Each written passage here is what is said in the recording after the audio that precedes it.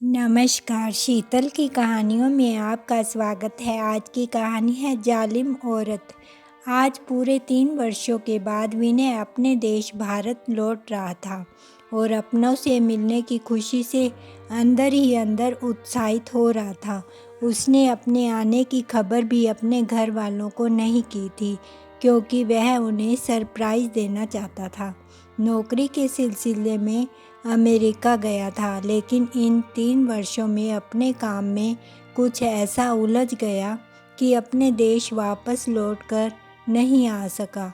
Airport पर उतरकर विनय सोचने लगा कि पिछली बार जब उसकी पत्नी ईशा से उसकी बात हुई थी, तो उसने बताया था कि माँ की तबीयत आजकल ठीक नहीं रहती। शायद उन्हें शहर की हवा रास नहीं आई, इसलिए कुछ दिनों के लिए वह गांव में रहने चले गए हैं। कुछ समय के लिए उन्होंने शांति काकी के घर पर ही एक कमरा किराए पर ले लिया है। विनय जल्द से जल्द अपने माँ बाबूजी से मिलना चाहता था, इसलिए वह एयरपोर्ट पर उतरकर अपनी पत्नी से मिले बिना टैक्सी करके सीधा गांव के लिए निकल गया। गांव पहुंचकर जैसे ही टैक्सी से बाहर निकला, तो गांव की मिट्टी की सौंधी सौंधी खुशबू उसे अपनी ओर आकर्षित करने लगी। उसका बचपन उसकी आंखों के सामने किसी चलचित्र की तरह दिखाई देने लगा।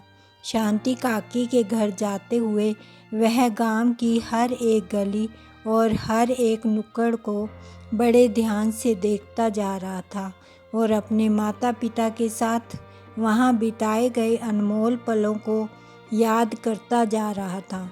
जब विनय शांति काकी के घर पहुँचा, तो उसे देखते ही काकी के चेहरे पर मुस्कुराहट फैल गई। प्रणाम काकी, कैसी हैं आप? मैं अच्छी हूँ बेटा, तुम लोगों का क्या हालचाल है? मैं ठीक हूँ काकी। ऐसा कहते हुए विनय इधर उधर नज़र दौड़ाने लगा। उसकी नज़रें अपने माता पिता को ढूंढ रही थी। तभी शांति काकी बोली, क्या हुआ विनय बेटा, किसे ढूंढ रहा है? फिर विनय कहने लगा, काकी मेरे माँ बाबूजी कहाँ हैं? वो बहुत समय हो गया उनसे मिले हुए, क्या आप उन्हें बुला देंगी? विनय की बात सुनकर शांति काकी हैरान रह गई। यह क्या बात कर रहे हो बेटा? मुझे तो कितने साल हो गए तेरी माँ से मिले हुए। यह सुनकर विनय के चेहरे का रंग उड़ गया और फीकी सी मुस्कुराहट के साथ बोला, लेकिन काकी माँ बाबूजी तो यहीं गांव में आपके घर पर रह रहे थे ना? नहीं विनय बेटा, तुझे कोई गलतफहमी हुई होगी। तेरे माँ बाबूजी तो कब से यहाँ आए ही नहीं। यह सुनकर विनय सोच में पड़ गया। फिर बाहर निकलकर विनय ने गांव के अन्य लोगों से भी पूछताछ की, लेकिन उसे कुछ पता नहीं चला। आखिर माँ बाबूजी हैं कहाँ? यह सोचते हुए उसने अपनी पत्नी को फ़ोन लगाकर उससे पूछना चाहा, तो पाया कि उसकी पत्नी का फ़ोन स्विच ऑफ था। उसने बहुत बार कोशिश की, लेकिन अपनी पत्नी से बात नहीं कर पाया। थक हार कर विनय वापस टैक्सी में बैठ गया और अपने शहर की ओर निकल पड़ा। विनय को इतना परेशान देखकर टैक्सी ड्राइवर ने उससे उसकी परेशानी का कारण जानना चाहा, तो विनय ने उसे सारी बात बता दी। जैसे ही वे लोग शहर पहुँचे, तो टैक्सी ड्राइवर ने गाड़ी को माता रानी के मंदिर के बाहर रोक दिया और कहने लगा, बाबूजी इस मंदिर की बहुत मान्यता है। कहते हैं इस मंदिर में माथा टेक कर जो भी मांगो वह मुराद पूरी हो जाती है। टैक्सी ड्राइवर की यह बात सुनकर विनय भी उस मंदिर में माथा टेकने चला गया। मंदिर में प्रार्थना करने के बाद उसने देखा कि मंदिर के आंगन में बहुत भीड़ जमा थी, क्योंकि वहाँ कुछ लोगों द्वारा प्रसाद वितरित किया जा रहा था और बहुत से गरीब लोग वहाँ से प्रसाद लेकर खा रहे थे। तभी उसकी नज़र एक बूढ़े व्यक्ति पर पड़ी। वह व्यक्ति मैले कुचैले कपड़ों में था। उसके दाढ़ी और नाखून बड़े हुए थे और बहुत मुश्किल से चल पा रहा था। वह भीड़ में घुसकर प्रसाद लेने की कोशिश कर रहा था, परंतु घुस नहीं पा रहा था। वह कमज़ोर बूढ़ा व्यक्ति बार बार कोशिश करता, परंतु भीड़ में टिक नहीं पाता। लेकिन जैसे तैसे कोशिश करने के बाद जब वह प्रसाद लेने के लिए पहुंचा, तब तक प्रसाद समाप्त हो चुका था। वह बूढ़ा व्यक्ति निराशा से निढाल होकर वहीं बैठ गया। विनय को उस वृद्ध व्यक्ति पर बहुत तरस आया। वह दौड़कर उनके पास आया और उनके कंधे पर हाथ रखकर कहने लगा, बाबा, आप परेशान मत हो, मैं आपके लिए खाना लेकर आता हूँ। ऐसा कहते हुए जैसे ही विनय खाना लेने के लिए जाने लगा तो एकाएक चौंक गया। उसे उस वृद्ध व्यक्ति में अपने पिता की झलक दिखाई दी। वह जाते जाते अचानक रुक गया और उस वृद्ध व्यक्ति की ओर गौर से देखा तो उसे ऐसे लगा जैसे उसकी आंखों के सामने अंधेरा ही छा गया हो। वह देखकर दंग था कि मैले कुचैले कपड़ों में वह बुजुर्ग व्यक्ति और कोई नहीं बल्कि उसके पिता राधे श्याम जी थे, जिनकी आंखें चेहरे के अंदर तक धंस चुकी थी और शरीर कंकाल मात्र रह गया था। विनय को अपनी आंखों पर यकीन नहीं हो रहा था। रुंधे गले से वह बोला, पिताजी, आप यहाँ इस हालत में? आपकी यह हालत कैसे हो गई और आप कहाँ चले गए थे? मैंने आपको कहाँ कहाँ नहीं ढूंढा। ऐसा कहते हुए विनय अपने पिता के गले लग पड़ा। तभी राधे श्याम जी ने उसे झटकते हुए कहा, अब क्या लेने आया है मेरे पास? या फिर यह देखने आया है कि तेरे माँ बाप जिंदा भी हैं या मर गए? तभी विनय बोला, नहीं पिताजी, ऐसा मत कहिए, मुझे आप लोगों की ऐसी हालत के बारे में कुछ भी मालूम नहीं था। तभी राधे श्याम जी उसे घृणा भरी नज़रों से देखते हुए बोले, अच्छा चलो, मान लिया कि तुझे हमारी हालत के बारे में नहीं पता था, लेकिन हमें यहाँ आए लगभग 3 महीने बीत चुके हैं। अपनी पत्नी को तो घर पर तू रोज़ फ़ोन करता ही होगा। क्या तूने हमारे बारे में अपनी पत्नी से पूछना तक ज़रूरी नहीं समझा? नहीं पिताजी, ऐसी बात नहीं है। मैंने ईशा से आपके बारे में पूछा था तो उसने मुझे बताया कि माँ की तबीयत ठीक नहीं चल रही थी, इसलिए गांव की शुद्ध हवा में रहने की माँ की बहुत इच्छा थी। तो उन दोनों को मैंने कुछ दिनों के लिए गांव भेज दिया है। मैंने उससे पूछा भी था कि माँ बाबूजी गांव में कैसे रहते हैं, क्योंकि अब गांव का मकान तो बिक चुका है। तो ईशा ने मुझे बताया कि आप लोग शांति काकी के मकान में किराए पर रहते हैं। उसने ये सब बातें मुझे ऐसे बताई तो मैंने भी उस पर यकीन कर लिया। मुझे माफ़ कर दीजिए पिताजी, विनय ने अपने पिता के पैर पकड़ते हुए कहा और पूछने लगा, माँ कहाँ है पिताजी? तभी राधे श्याम जी विनय को लेकर सावित्री जी के पास पहुँचे, जो मंदिर के बाहर फुटपाथ पर एक पुरानी सी चादर बिछाकर बैठी हुई थी और राधे श्याम जी का इंतज़ार कर रही थी। उन्हें देखते ही विनय की आंखें आंसुओं से सराबोर हो गई और रूंधे स्वर में विनय बोला, माँ। माँ स्वर सुनकर सावित्री जी की आंखें अचानक विनय की ओर देखने लगी और उसे देखते ही गुस्से से बोली, क्या करने आया है हमारे पास? चला जाए यहाँ से। तभी विनय रोते हुए अपनी माँ से बोला, अपने इस नालायक बेटे को बस एक बार माफ़ कर दीजिए माँ। गलती मेरी ही है जो मैंने ईशा पर आंखें बंद करके भरोसा किया और उस पर यकीन करके आप दोनों की जिम्मेदारी उसे देकर मैं विदेश चला गया था। लेकिन मुझे मालूम नहीं था कि जब मैं आप लोगों से मिलूँगा तो आपको ऐसी हालत में देखूँगा। लेकिन माँ, आज मैं कसम खाता हूँ कि आप लोगों की एक एक परेशानी का हिसाब लूँगा। माँ, आप खुद ही सोचिए, क्या आपका विनय आपके साथ कभी ऐसा कर सकता है? आपकी यह हालत देखकर मुझ पर जो बीत रही है वह मैं ही जानता हूँ। इतना कहते हुए विनय अपनी माँ से लिपट कर फूट फूट कर रोने लगा। विनय ने अपनी माँ पिताजी को टैक्सी में बिठाया और उन्हें एक अच्छे से होटल में ले गया। वहाँ उन्हें भर पेट खाना खिलाया, वहीं उनके रहने का इंतज़ाम करवाया। इतने आलीशान होटल को देखकर राधे श्याम जी और सावित्री जी हैरान रह गए।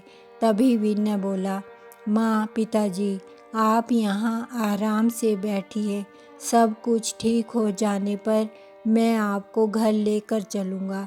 सबसे पहले मुझे पूरी बात बताइए ताकि मुझे भी पता चले कि ईशा ने मुझसे क्या क्या छुपाया है। बेटा, क्या बताऊँ, तेरे जाने के बाद 4-5 महीने तक तो बहू का व्यवहार बहुत अच्छा था।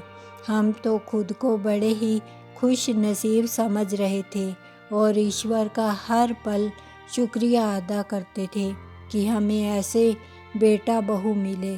लेकिन हमें क्या पता था कि बहू का व्यवहार केवल हमें भ्रमित करने के लिए है। जब उसे यह मालूम चला कि तू अभी और 2 साल के लिए अमेरिका में ही रहने वाला है तो उसका रवैया एकदम से बदल गया। सारा दिन बहू अपनी माँ से फ़ोन पर बात करती रहती थी और सारे काम करने का जिम्मा केवल तेरी माँ का था।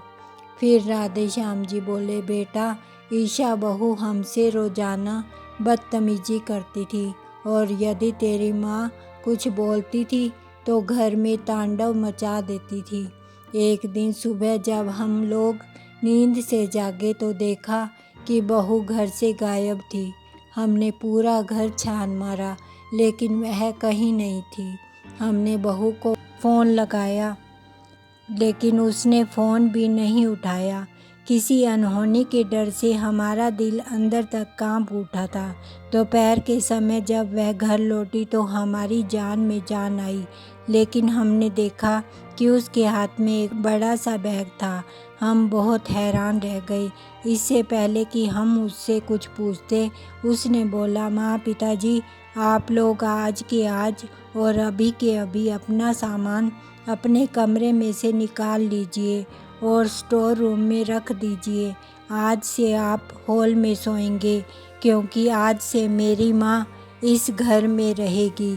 ये क्या कह रही हो तुम बहू? हम हॉल में कैसे सो सकते हैं? तुम्हारी माँ तो कुछ दिनों के लिए आएगी। तो एक काम करो, तुम्हारी माँ और सावित्री अंदर कमरे में बेड पर सो जाएंगे और मैं यहाँ हॉल में सो जाऊँगा। राधे श्याम जी बोले तो ईशा बोली, मैंने कब कहा कि मेरी माँ यहाँ कुछ दिनों के लिए आ रही है? यह उनका घर है और वह अब यहाँ हमेशा के लिए रहेगी और आप लोगों से मैंने जितना कहा है आप उतना ही कीजिए। ईशा ने गुस्से में कहा तो राधे श्याम जी बोले, बहू, तुम्हें मालूम है कि सावित्री की तबीयत ठीक नहीं रहती। उसकी कमर में बहुत दर्द रहता है। उससे ज़मीन पर नहीं लेटा जाएगा। वह सब मैं नहीं जानती। जल्दी से कमरा खाली कीजिए, नहीं तो इस घर के दरवाजे खुले हैं। आप लोग अपना इंतज़ाम खुद देख सकते हैं। बहू ईशा की बात सुनकर सावित्री जी को बहुत बुरा लगा। वह गुस्से से बोली, आप जरा विनय को फ़ोन लगाइए, मुझे उससे बात करनी है। और विनय बेटा, यह बात होने के बाद हमने तुझे कितनी बार फ़ोन मिलाया था, लेकिन तूने एक बार भी हमारा फ़ोन उठाना ज़रूरी नहीं समझा। यह बात सुनकर विनय हैरान रह गया और बोला, लेकिन माँ पिताजी, मेरे पास तो आपका कोई फ़ोन नहीं आया। अरे हाँ, याद आया, मेरा फ़ोन नंबर बदल गया था और इसके बारे में मैंने ईशा को भी बताया था और उससे कहा था कि आपको भी इस बात की खबर कर दे। फिर राधे श्याम जी बोले, लेकिन बेटा, हमें बहू ने इस बारे में कुछ नहीं बताया। हम तो अब तक यही सोच रहे थे कि तू भी बदल गया है, तूने भी हमसे मुंह मोड़ लिया है। फिर सावित्री जी बोली, बेटा, मैंने बहू को एक बार कहा भी था कि मेरी एक बार विनय से बात करवा दो। तभी ईशा ने कहा, मेरे पति ने आपका ठेका नहीं ले रखा है क्या? हर बात पर आप लोग विनय को फ़ोन लगाने की बात करते हैं। वह वहाँ काम करने गए हैं, आराम करने नहीं। वैसे भी उन्हें सब मालूम है। उनकी रजामंदी से ही मैं अपनी मम्मी को यहाँ पर लेकर आई हूँ। हाँ पिताजी, मुझे ईशा ने यह कहा था कि वह अपनी मम्मी को हमारे घर लेकर आ रही है क्योंकि उसके भाई भाभी उसकी मम्मी का ठीक से ख्याल नहीं रखते और उनसे झगड़ा करते हैं। लेकिन पिताजी, यदि मुझे मालूम होता कि ईशा आप लोगों को आपके कमरे से निकाल रही है तो मैं आपके साथ कभी ऐसा नहीं होने देता। फिर राधे श्याम जी नम आँखों से कहने लगे, बेटा, बहू ने हमारी ऐसी हालत कर दी थी कि हमारे पास कोई चारा नहीं बचा था और हमने सोच लिया था कि यदि 2 रोटी खानी है तो बहू की बातें चुपचाप सुननी होंगी। बेटा, एक दिन तेरी माँ को बुखार चढ़ा था और मैं उसकी सेवा में लगा था। वैसे तो पूरे घर का काम तेरी माँ ही करती थी। तो उस दिन बहू ने आकर कहा कि मेरे मामा जी घर आ रहे हैं, इसलिए माँ जी आज अच्छा सा खाना बनाइएगा। तो मैंने कहा कि कैसी निर्दयी हो तुम बहू, क्या तुम्हें नज़र नहीं आ रहा कि तुम्हारी सास बीमार है? तुम्हें तो इसकी सेवा करनी चाहिए, उल्टा तुम उसे काम बता रही हो। इस पर समधन जी मुझे कहने लगी कि आप जाकर इनके लिए दवाई ले आइए। दवाई खा लेंगे तो राहत भी मिलेगी और काम में मन भी लगेगा और वैसे भी तबीयत ठीक हो या ना हो, घर का काम तो करना ही पड़ता है। तो बेटा, मुझे समधन जी की यह बात सुनकर बड़ी हैरानी हुई और मैंने गुस्से में कह दिया कि आप भी एक औरत हैं और आपको मेरी पत्नी का दर्द समझना चाहिए। आज मेरी पत्नी घर का कोई काम नहीं करेगी। फिर सावित्री जी बोली, बेटा, उस दिन के बाद ईशा बहू और समधन जी दोनों मिलकर आए दिन हमें बातें सुनाती। बहू ने तो हमें खाना तक देना बंद कर दिया था। जैसे तैसे करके मैं या तेरे पिताजी रसोई घर में जाकर अपने लिए खाना बनाकर लाते और खा लेते। उसमें भी बहू चिल्लाती थी। एक दिन घर पर बहू ने किट्टी पार्टी रखी और घर पर बहू की बहुत सी सहेलियां आई हुई थी। उस दिन बहू ने हमें कहा कि रसोई में 15 लोगों का खाना बनाना है और तेरे पिताजी को कुछ पैसे देकर बाजार से सामान लाने के लिए भेज दिया और मुझे खाना बनाने के काम पर लगा दिया। यहाँ तक कि जब खाना तैयार हो गया तो सबको परोसने के लिए भी हम दोनों को ही कहा। समधन जी और बहू मेहमानों के साथ पत्ते खेलने में व्यस्त हो गई। सब लोग हंसी के ठहाके लगा रहे थे। बीमार होने के कारण मुझसे इतना सब काम नहीं किया जा रहा था। यह सब देखकर तेरे पिताजी को गुस्सा आन पड़ा और उन्होंने सारा खाना उठाकर फर्श पर गिरा दिया। यह सब देखकर बहू का पारा 7वें आसमान पर पहुंच गया। वह चिल्लाकर बोली, आप लोगों की इतनी हिम्मत कि मेरी सहेलियों के सामने मेरी बेइज्जती कर दी।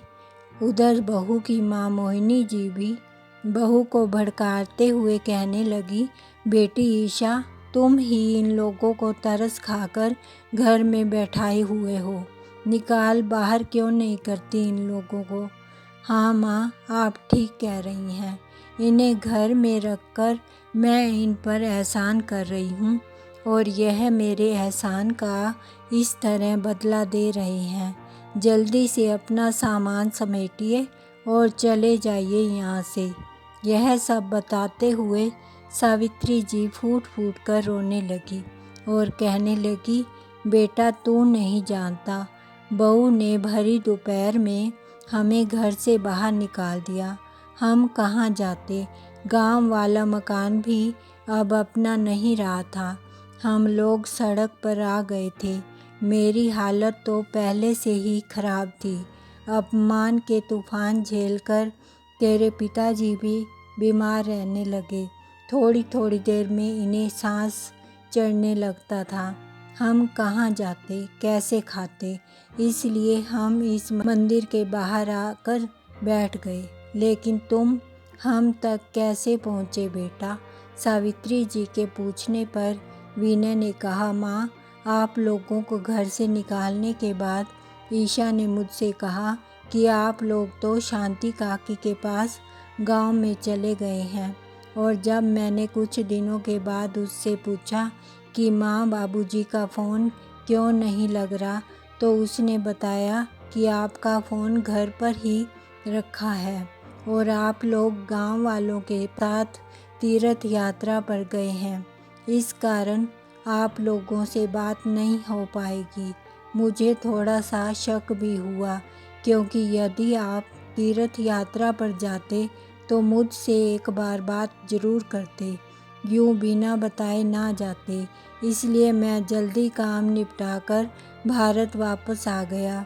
मुझे आप लोगों की बहुत चिंता हो रही थी, इसलिए यहाँ माथा टेकने आ पहुँचा और आप लोगों को ऐसी हालत में पाया।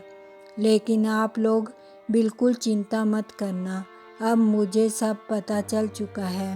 अब तो उस जालिम औरत को मज़ा चखाने का समय है। उसे उसकी औकात ना दिखाई तो मैं भी आपका बेटा नहीं। ऐसा कहकर विनय अपने घर लौट आया। जैसे ही घर पहुंचा तो देखा कि दोनों माँ बेटी बैठे हुए चाय और स्नैक्स का आनंद ले रही थी। उसी समय ईशा की माँ मोहिनी बोली, बेटे ईशा, तूने अपने सास ससुर को यहाँ से निकाल तो दिया, लेकिन एक बार देखना तो चाहिए कि वे लोग कहाँ गए और क्या कर रहे हैं।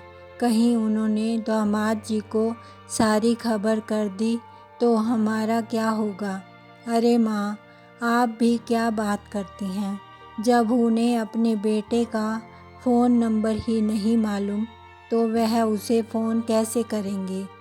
आप निश्चिंत रहिए, और वैसे भी उनके आने में अभी बहुत समय बाकी है। तब तक तो वे दोनों स्वर्ग सिधार जाएंगे। ऐसी हालत में भला कितने दिन जीवित रहेंगे। ईशा ने हंसते हुए कहा। तभी मोहिनी जी बोली, लेकिन बेटी, अगर दामाद जी पूछेंगे तो तुम क्या बताओगी। फिर ईशा ने कहा, माँ, जब तक आपके दामाद जी भारत वापस आएंगे तब तक कुछ सोच लेंगे। अभी तो लाइफ को एंजॉय करो। यह बातें करते हुए वे दोनों ज़ोर ज़ोर से हंसने लगी। तभी विनय अंदर चला आया और उसे देखते ही ईशा के चेहरे का रंग उड़ गया और ठिठक कर उठ खड़ी हुई। अरे क्या हुआ बिटिया, तुझे सांप क्यों सूंघ गया। ऐसा कहते हुए ईशा की माँ ने दरवाजे की ओर देखा तो उसके पैरों तले भी ज़मीन खिसक गई। वे दोनों मन ही मन सोच रही थी कि कहीं विनय ने उनकी बातें सुन तो नहीं ली।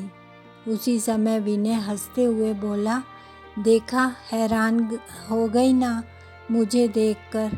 मैं तुम्हें सरप्राइज़ देना चाहता था, इसलिए बिना बताए ही आ गया। विनय की यह बात सुनकर ईशा और उसकी माँ मोहिनी की जान में जान आई। अब उन्हें यकीन हो चुका था कि विनय ने उनकी बातें नहीं सुनी। थोड़ी देर आराम करने के बाद विनय ईशा के पास आया और बोला, ईशा, एक खुशखबरी है।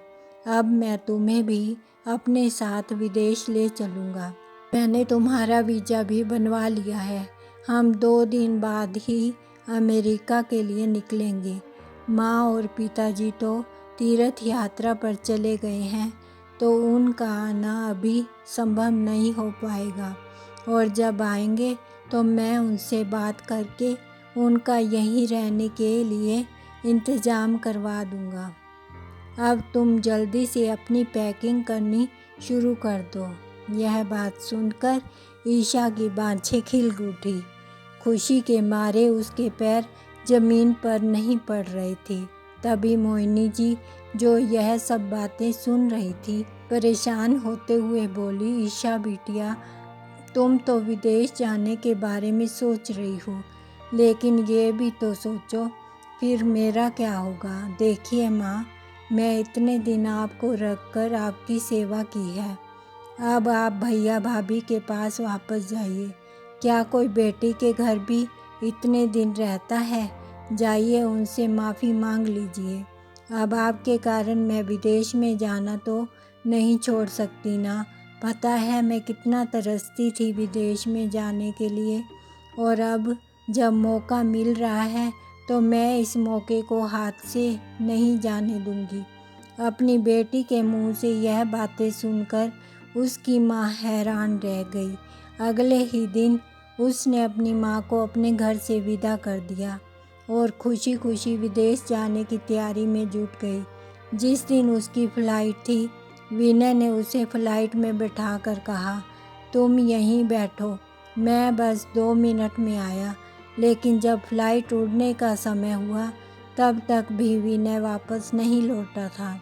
ईशा ने घबराते हुए बैग में से अपना फ़ोन निकाला। तभी उसने देखा कि फ़ोन के पास एक कागज़ रखा हुआ था। जैसे ही उस कागज़ को खोल कर देखा तो उसमें लिखा था, जाओ और खूब मज़े करना विदेश में। अब तुम्हें मालूम पड़ेगा कि किसी इंसान को अकेला और बेसहारा छोड़ देने का क्या मतलब होता है। तुमने मेरे माँ पिताजी को घर से धक्के मारकर निकाल दिया था, उन्हें दर दर की ठोकरें खाने पर मजबूर कर दिया था, खून के आंसू रुलाया है तुमने उन्हें। अब तुम भी विदेश में भीख मांगना, और जब भीख मांगकर पैसे इकट्ठे हो जाएं तो वापस आ जाना और अपनी माँ के साथ ही रहना, क्योंकि अब मेरा तुमसे कोई रिश्ता नहीं है। जब तक ईशा ने यह पत्र पढ़ा तब तक फ़्लाइट उड़ चुकी थी। हवाई जहाज़ के उड़ने के साथ साथ उसे ऐसा महसूस हुआ कि उसकी जान ही निकलती जा रही है। विदेश में रहने की अपनी इच्छा के कारण वह अपने सास ससुर से छुटकारा पाना चाहती थी, और अपनी इसी इच्छा के कारण ही उसने अपनी माँ को भी बेसहारा छोड़ दिया। आज ईशा विदेश में दर दर की ठोकरें खा रही थी और अपने किए पर पछता रही थी, क्योंकि आज वो अपने ही बुने जाल में बुरी तरह फंस चुकी थी। इधर राधेश्याम जी और सावित्री जी की शादी की 50वीं सालगिरह पर विनय ने उन्हें एक बड़ा सा आलीशान फ्लैट खरीद कर दिया और होटल से उन्हें सीधा इस फ्लैट में लेकर गया और बोला, माँ पिताजी, आपको शादी की 50वीं सालगिरह बहुत बहुत मुबारक हो। अब आपको आपके इस घर से कोई नहीं निकाल सकता, क्योंकि ये घर आपके नाम पर है। बेटे का इतना प्यार देखकर राधेश्याम जी अश्रुपूरित आंखें लिए बोले, बेटा हमें माफ़ कर देना, हमने तुम्हें बहुत गलत समझा। आज उन तीनों की आंखों में खुशी के आंसू थे। कुछ समय के बाद विनय के पास ईशा का फ़ोन आया, लेकिन विनय ने उसका फ़ोन काट दिया। उसने कई बार फ़ोन लगाया, लेकिन विनय ने नहीं उठाया। तब राधेश्याम जी के पूछने पर विनय ने उन्हें सब कुछ बता दिया कि किस तरह उसने ईशा को उसके किए की सज़ा दी। थोड़ी देर में ईशा का फिर से फ़ोन आया तो राधेश्याम जी ने फ़ोन उठाया उधर से ईशा के रोने की आवाज़ आई और फिर गिड़गिड़ाते हुए बोली, बाबूजी, मुझे माफ़ कर दीजिए। मैंने आप लोगों के साथ बहुत बुरा किया, जिस कारण विनय ने मुझे अकेला छोड़ दिया है। उन्होंने मुझसे सारे रिश्ते ख़त्म कर दिए हैं। आप ही उन्हें कुछ समझाइए ना। मैं कसम खाती हूँ कि आज के बाद आप लोगों को कोई तकलीफ़ नहीं होने दूँगी। ईशा के इतना कहने पर राधे श्याम जी और सावित्री जी का दिल पिघल गया। उन्होंने बेटे से कहकर ईशा के आने का इंतज़ाम करवाया। 2 दिन बाद ईशा घर पहुंच गई।